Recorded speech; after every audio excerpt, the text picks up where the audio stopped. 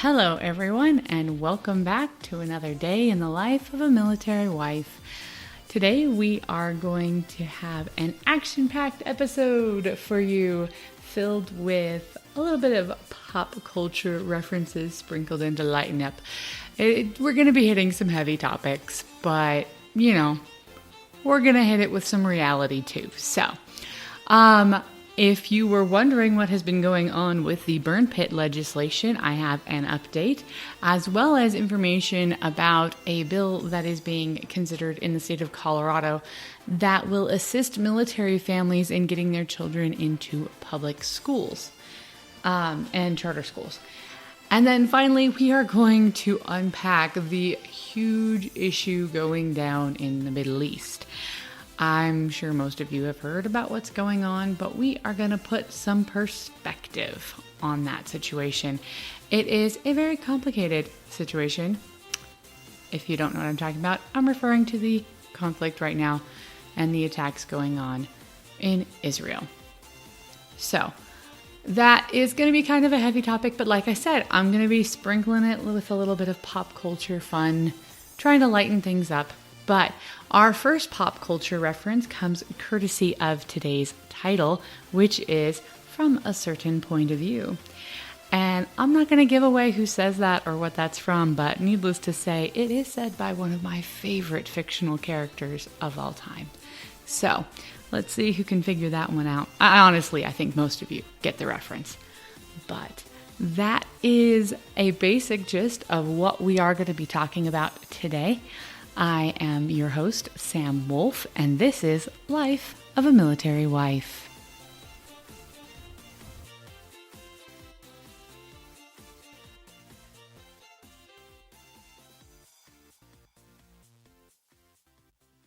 Okay, so let's jump into this. For those of you who missed my initial episode that covered the burn pit legislation, it was last month. It's called Look Around Town. And I really recommend you go back and get caught up on what's going down.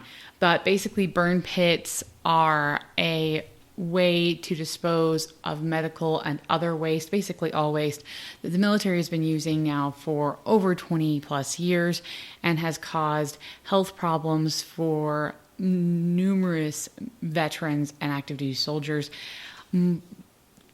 A huge amount of different illnesses, and somewhere near, at least over 3.5 million soldiers have been exposed.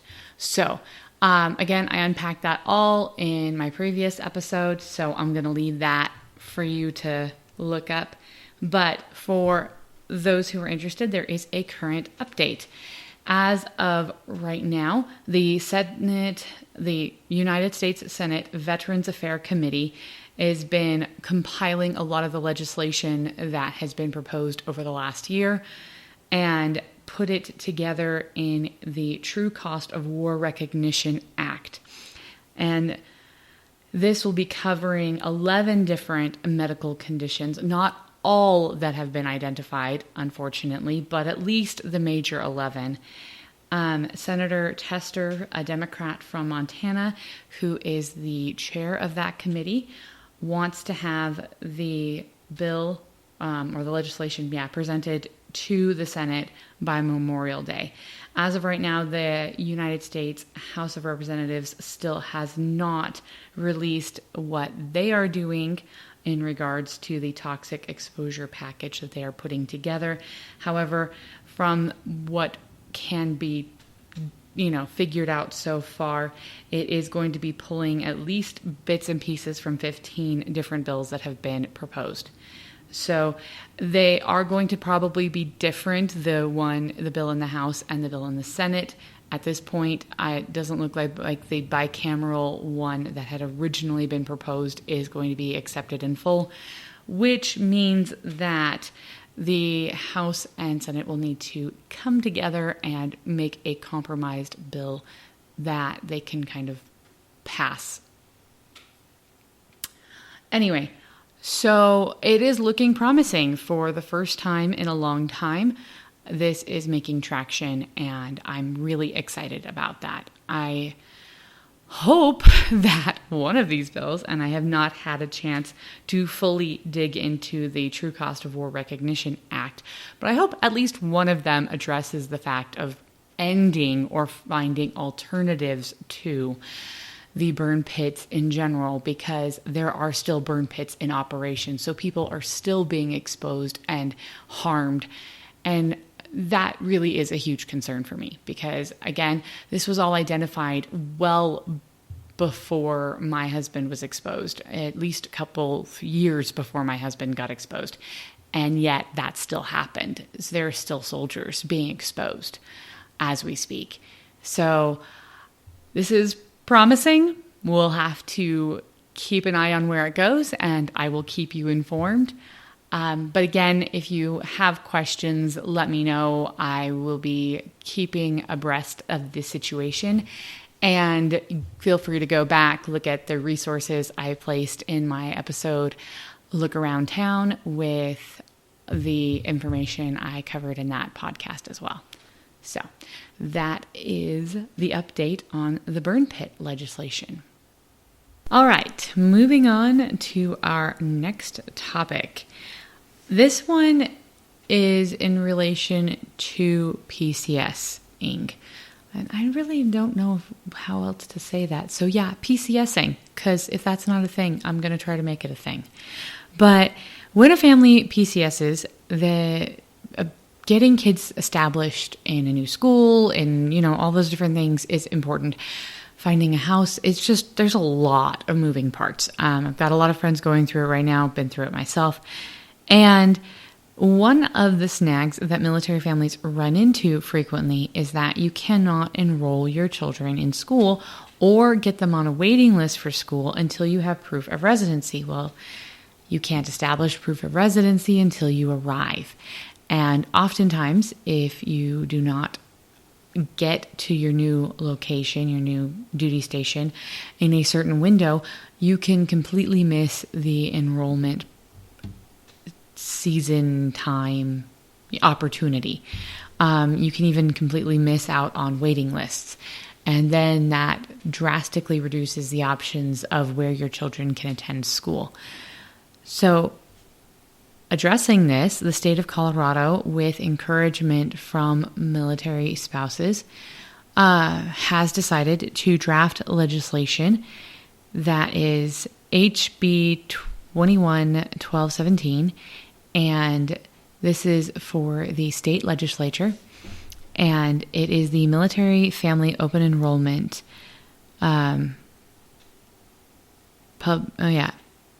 basically for public schools. And what this will allow is that inbound active duty families will be able to get their kids onto schools or added onto waiting lists before they've arrived and established residency, using their orders or a letter in lieu of orders. That way they don't miss that window. They've got a spot held for them. Now, if they end up getting switched to a different duty station, that spot can easily be given to someone on the waiting list. But this will give them the flexibility to send their kids to schools closer to home. And I think this is going to be great. It's going to be a huge blessing for anyone stationed in the state of Colorado. And there are a lot of military installations in the state of Colorado. I was honestly quite surprised when I looked it up how many there were. And to have flexibility and to be able to get your kids excited and set up and just take care of one more thing, have one less headache, is always a blessing.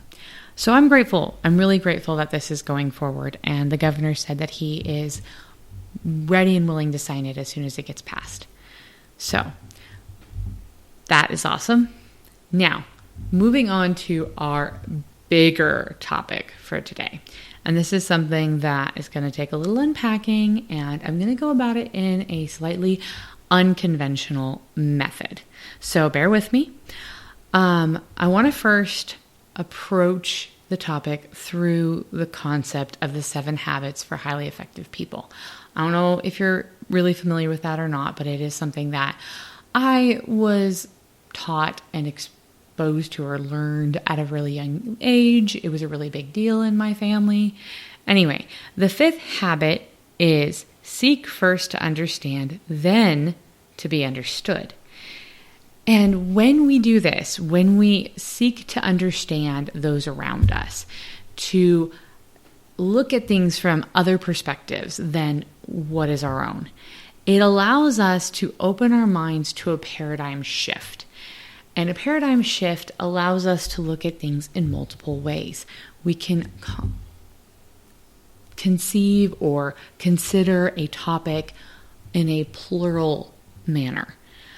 A really simple example of this is, I'm pretty sure you've all seen the thing on the internet with the dress. Is it like blue and white or gold and white or whatever? Or the shoe, is it like pink and blue or whatever? And some people see one set of colors and some people see the other.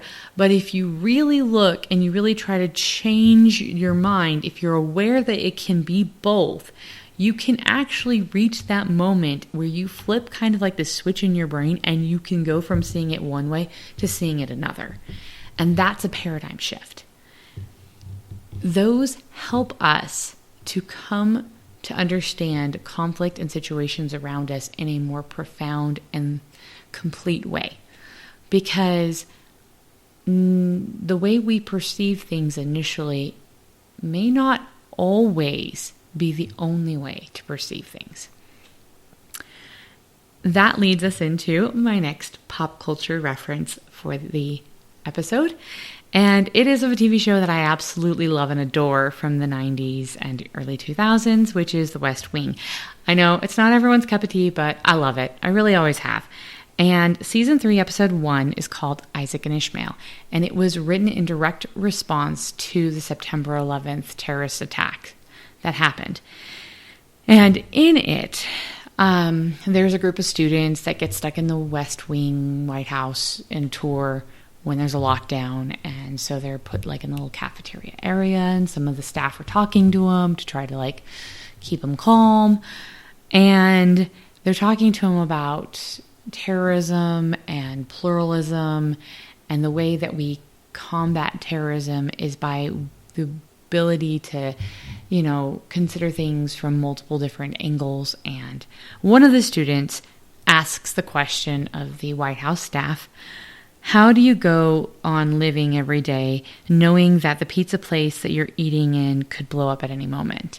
And they say, and more or less the staff member responds, well, that's what it's like in Israel. And that brings us to the topic at hand, which is oftentimes our paradigm, our reality is so different than that of people in other countries, it's hard to even grasp what they're going through. Israel is roughly the size of the state of New Jersey. And basically, New Jersey is the 5th smallest country in the United States. I've been there. I've seen it. You can go from one end, east to west, 2 hours, and you can do the similar thing because with Israel, it's a very similar size and shape. And when we start to take the perspective of and try to see things from a country that small, about the size of New Jersey, where things are really close together, and they've been living their entire history with this concept that things could go boom at any moment, it's almost hard to grasp. And so with the current situation, I did not even initially grasp how hard it would be to be in either location right now, Gaza or Israel. From the moment a rocket is launched from Gaza at Israel, they have at minimum 15 seconds warning, at most 3 minutes. From the moment you hear that siren go off, you have 15 seconds to 3 minutes to get to cover. that does something to you. Living under that level of stress, that psychological stress and emotional stress, is hard. And you have to make split-second decisions. And I am aware of this because this happens to our soldiers. This happens to our service members. I've known several service members who have served in the Middle East in different locations that were under constant fire or frequent fire. And one case in particular was caught outside and had to make a split-second decision on whether or not to lay flat or run for a building. And luckily enough, this individual ran for the building and it saved their lives, because if they had lain flat on the ground, they would have died. But you have literally seconds, maybe minutes, to make a decision and follow it through. And if you're wrong, you're not going to live to recognize that, because there's no second chance when those things are coming. And these are women and children and families. These are civilians living under this barrage and in bunkers. And it's been going on for a while now, this current situation. And this isn't the only time it's happened. Situations like this occurred, and this is just a few, and some of the more recent ones. Because if you really want to track this, I could spend hours going into all of the instances Israel has been attacked like this. But just to name a few, they were attacked in 2014 from the space of July 6 to August 26 from the leadership in Gaza. They were attacked in 2018 in November for several days with 400 rockets dropping on them in that time. They were attacked in 2019 with 1,500 from Gaza at that time.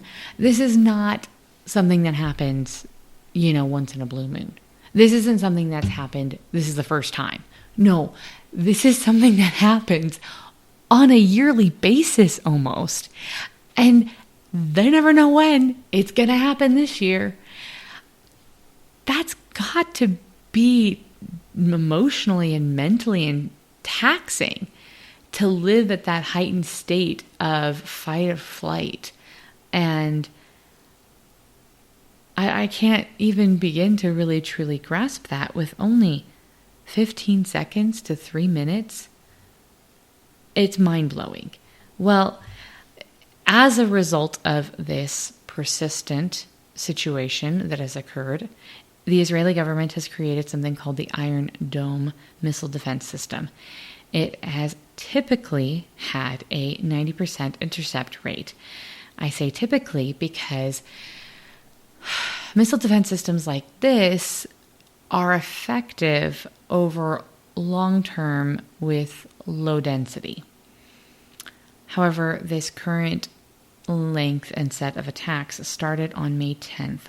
That day alone, 150 rockets were fired, which was a greater density, frequency is probably a better word, a greater frequency in a shorter amount of time than had previously occurred.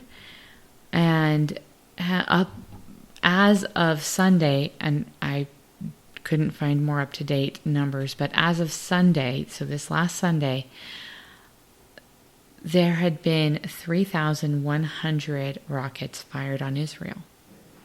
3,100. 450 of those fell back into the Gaza Strip. The governmental leaders of the Gaza Strip, the people firing these rockets, 450 fell back on their own people. Then another 1,210 were intercepted by Iron Dome. The rest hit their targets. When you do what they're doing, and there's got to be a reason they are doing such a high frequency in such a short period of time. And you got to imagine they're trying to overwhelm this system. This system that is state of the art. It is pretty freaking amazing.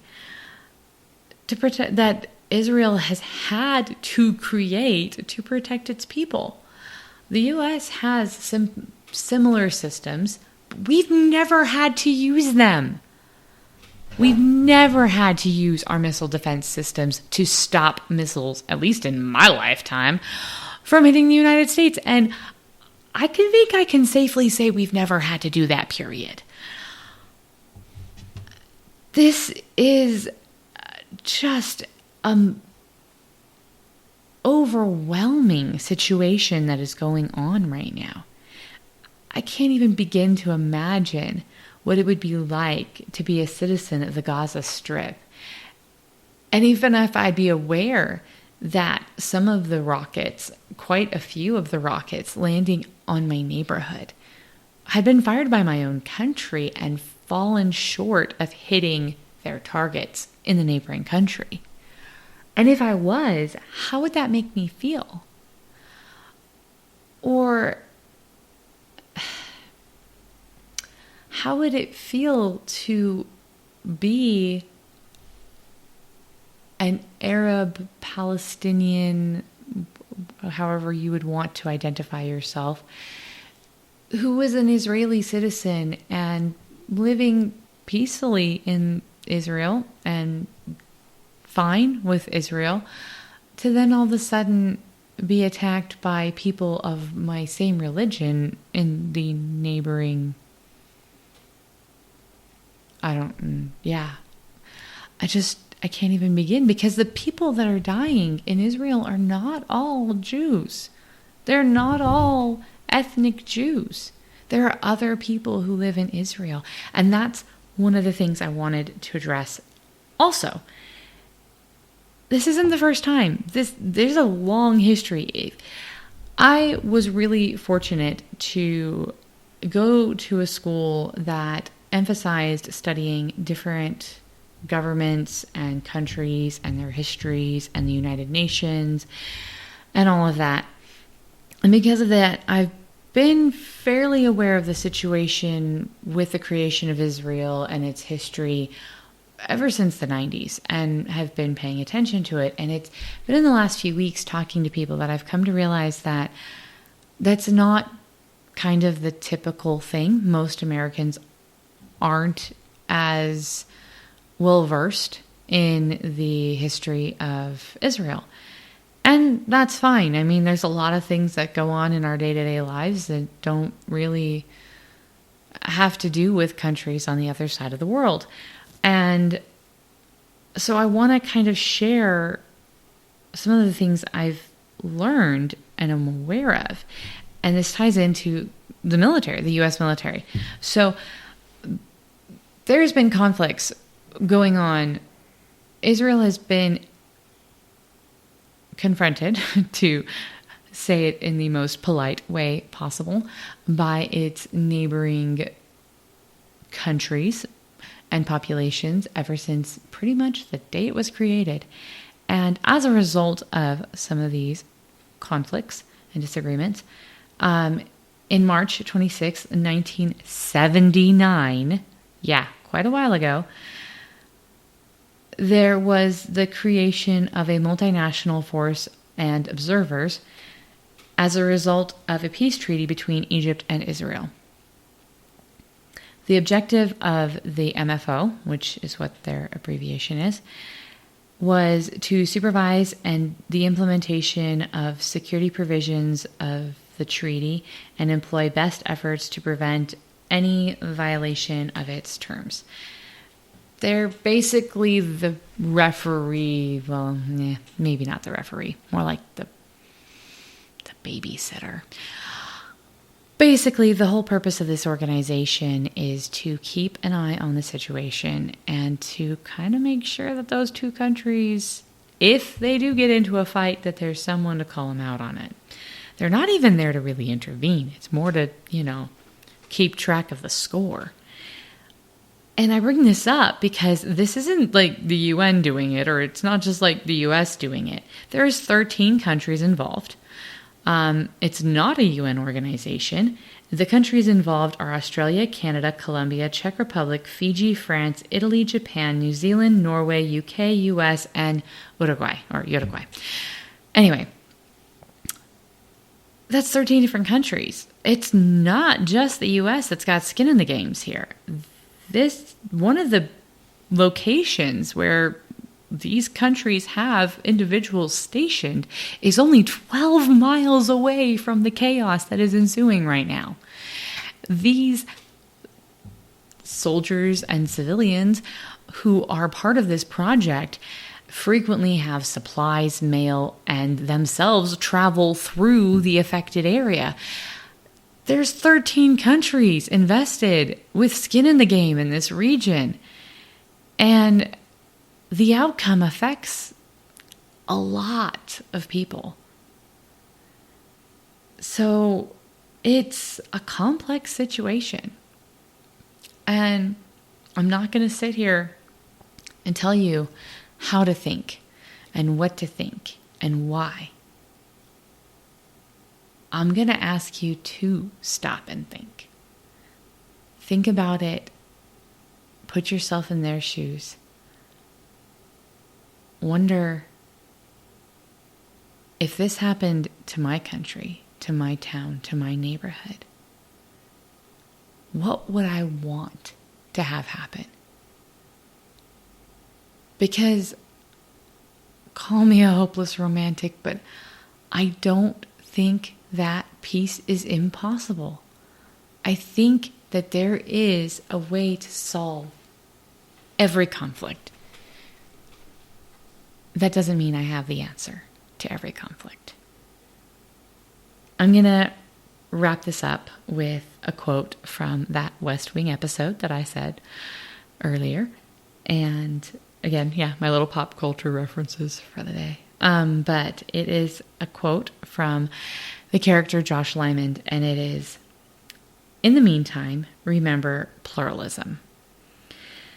You want to get these people? I mean, you really want to reach in and kill them where they live? Keep accepting more than one idea.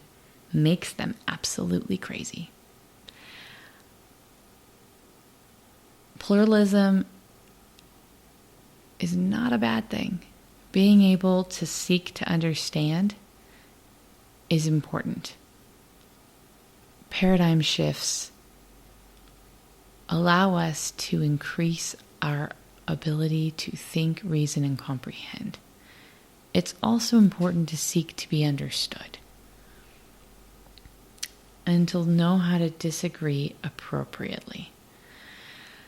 Einstein, and this is my wrap up for the day, my thought, if you can say, famously was quoted to have said, "We cannot solve our problems with the same level of thinking that created them." And that's true for individuals, and that's true for localities, that's true for nations, and that's true for the world. If we want to be able to solve the problems that face us, to be proactive, to be a force for good in this world, then we need to create a higher level of thinking, to reach another level of thinking above the level of thinking that was used to create our problems. So, that's all for today. I know it was a little bit deeper and more intense than some of my topics are, but I really felt strongly the need to break it all down and to hopefully help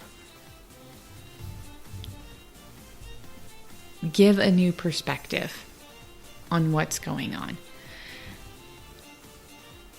Anyway, thank you for listening. I appreciate all of the support and feedback I get from every one of you. I am your host, Sam Wolf, and this is Life of a Military Wife.